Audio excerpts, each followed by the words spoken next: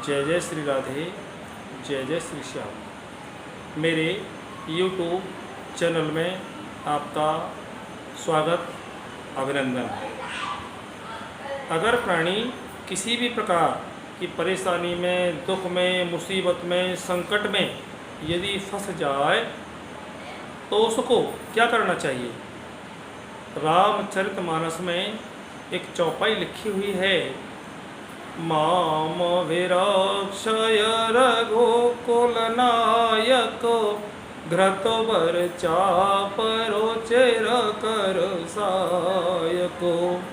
इस चौपाई को किसी दिन प्रातःकाल स्नान ध्यान से निवृत्त होकर के 108 बार पढ़ें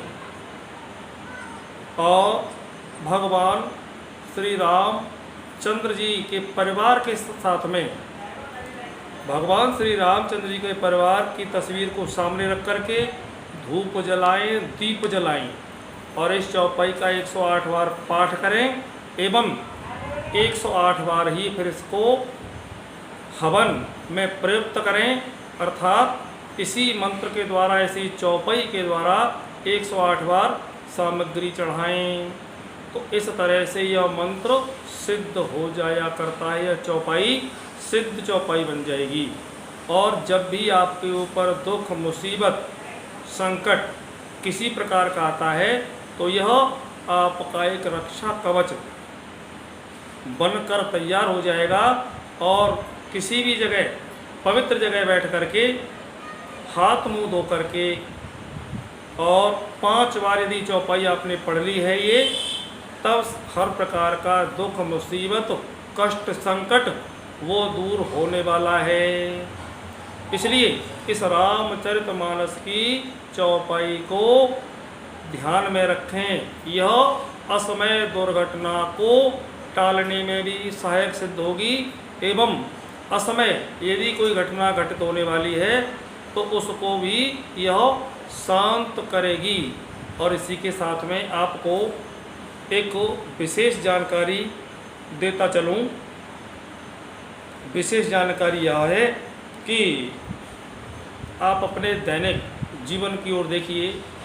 जो प्राणी अपने ये बटन खोल करके रहता है, ऐसे करके जो प्राणी ये अपने बटन खोल करके रहता है, लगभग समय घूमने में, फिरने में, आने में, जाने में वह प्राणी निर्भीक किस्म का हुआ करता है।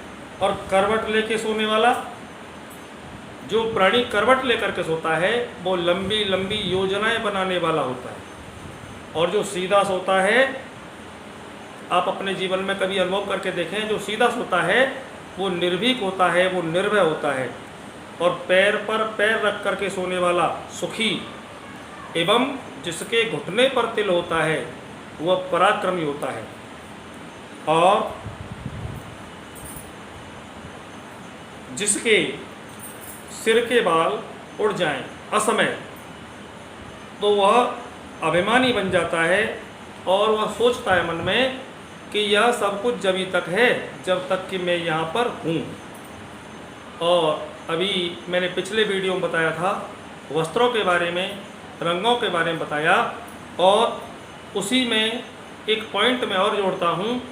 जो प्राणी काले रंग के वस्त्र धारण करता है, काले रंग के जो वस्त्र पहनता है और उल्टा लेट करके जो सोता है, उसे जीवन काल में किसी न किसी प्रकार का भय हर समय बना रहता है।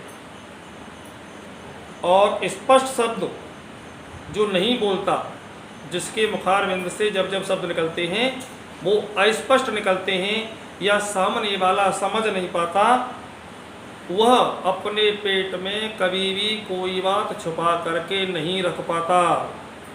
और एक ये विशेष बात, जिन माताओं, बहनाओं, बिटियाओं के मूँछों की जगह पर बाल उगाते हैं, उन मैयाओं का स्वभाव कैसा होता है?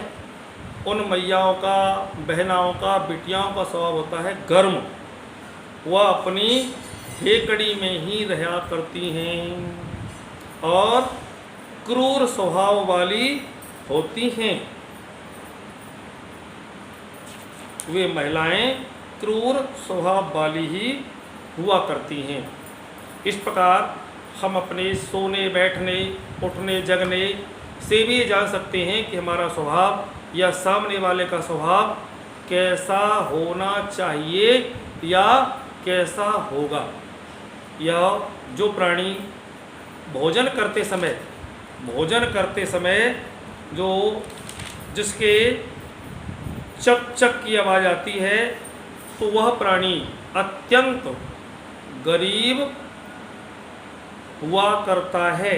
वह प्राणी अत्यंत ही गरीब हुआ करता है। और जिसके हाथ की उंगली सीधी तरफ उठी हो, देखो जैसे ये उंगली अगर हमारी बाहर की तरफ सीधे करने पर उठी होती हैं तो वह